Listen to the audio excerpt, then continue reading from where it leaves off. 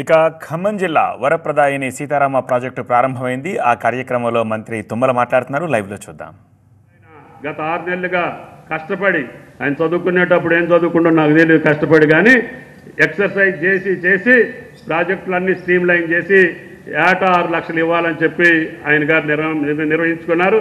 ఆ నిర్ణయించుకున్న తగ్గట్టుగా ముఖ్యమంత్రి గారు సాక్షాత్తు ప్రభుత్వ అధినేత కాబట్టి ఆయన అనుగ్రహం ఉండాలి కాబట్టి ఆయన యొక్క అనుగ్రహంతో ఈ ప్రాజెక్టు పూర్తవ్వాలనే ఈరోజు తీసుకొచ్చానని చెప్పి మీకు విజ్ఞప్తి చేస్తూ ఈ ప్రయారిటీ కార్యక్రమాలకు ఉత్తమ్ కుమార్ రెడ్డి గారు ప్రతిరోజు ఆలోచించి నెట్వర్క్స్ నుంచి మాకు డిస్ట్రిబ్యూటరీస్కి ల్యాండ్ ఎక్విజేషన్కి పైసలు ఇచ్చి వెంటనే పనులు త్వరితగతిన ఈ 6 నెలల్లో ఎట్లా చేపించగలిగారో ఈ 4 ఏళ్లలో కూడా చేపించి ముఖ్యమంత్రి గారి మాటని ఆయన ప్రభుత్వానికి ఒక పద్ధతిని తీసుకురావాలని చెప్పి ఇరిగేషన్ శాఖ పరంగా నాకు కూడా ఎన్నో రోజులు దాంట్లో పనిచేసే అవకాశం వచ్చింది కాబట్టి ఆ ప్రేమతోటి అభిమానంతో నా జీవిత కళ, రాజకీయ ఆకాంక్ష గోదావరి జలాలు ఖమ్మం జిల్లాకు రావాలనేది తప్పితే నాకు వేరే కోరిక లేదు.